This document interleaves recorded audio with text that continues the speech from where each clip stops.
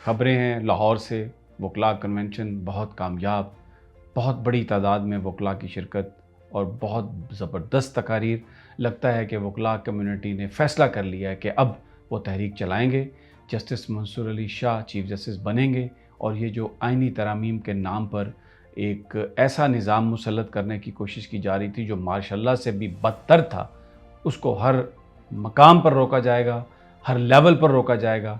और वकीलों की भारी अक्सरियत ने, मैं आपको कुछ वकला रहनुमाओं की तकरीरों के इक़्तिबासात सुनाऊँगा, बहुत ही भरपूर अंदाज में उन्होंने आज ये ऐलान किए हैं।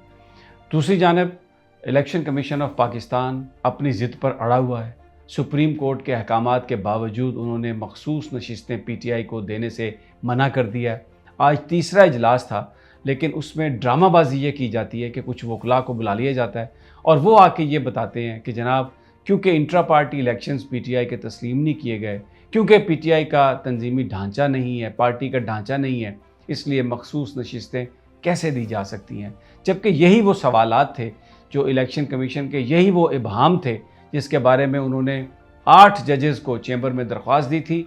फुल कोर्ट के वो बेंच का फ़ैसला, अक्सरियती फ़ैसला, जिसमें ये कहा गया था कि वो नशिस्तें आप तहरीक इंसाफ को दें, उसका जो सवालात थे उनका तहरीरी जवाब भी 4 सफ़ात पर उन 8 जजेस ने भेज दिया। लेकिन बजाय इसके कि उस पर अमल दरामद किया जाता, काजी फ़ाइज़ ईसा की जानिब से ये कोशिशें शुरू हुई कि उसको कंट्रोवर्शियल बनाया जाए।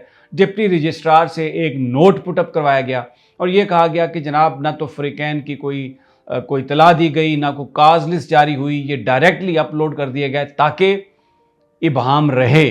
और फिर काजी फ़ाइज़ ईसा साहब इस मामले को एक ग्राउंड फ्राहम कर रहे हैं इलेक्शन कमीशन को कि आप अपनी बात पे डटे रहें। तो ये इलेक्शन कमीशन की सूरत हाल है और सुल्तान सिकंदर राजा किसी तरह से भी सुप्रीम कोर्ट ऑफ पाकिस्तान के अहकामात को मानने के लिए तैयार नहीं है।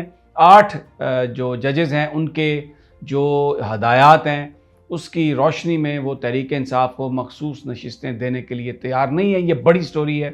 और फिर इस्लामाबाद हाई कोर्ट ने भी जो इलेक्शन ट्रिब्यूनल्स का जो मामला था, जो PTI के शुएब शाहीन और आमिर मुग़ल और मोहम्मद अली शाह साहब ने जो दरख्वास्त दी थी हाई कोर्ट में, उसमें जस्टिस आमिर फ़ारूक साहब ने 1.5 माह अपने पास फ़ैसला महफूज रखने के बाद मामला दोबारा इलेक्शन कमीशन को भेज दिया, कलअदम करार दे दिया दूसरे ट्रिब्यूनल को। लेकिन ये कहा इलेक्शन कमीशन को कि अब आप फिर फैसला करें। भाई, इलेक्शन कमीशन ने ही तो जहांगीरी साहब को रोका था, तो आप उस फैसले को कलअदम करार दे के फिर दोबारा उन्हीं के पास भेज रहे हैं। तो क्या ये वेस्ट ऑफ टाइम है? और आप क्या कोई चाहता है कि इन नशिस्तों का फ़ैसला ना हो? इन्फॉर्मेशन मिली आपको, डेफिनेटली दिल चाह रहा होगा कि मज़ीद इसकी पूरी तफसीलात लें, तो बिल्कुल आपको तफसीलात देते हैं।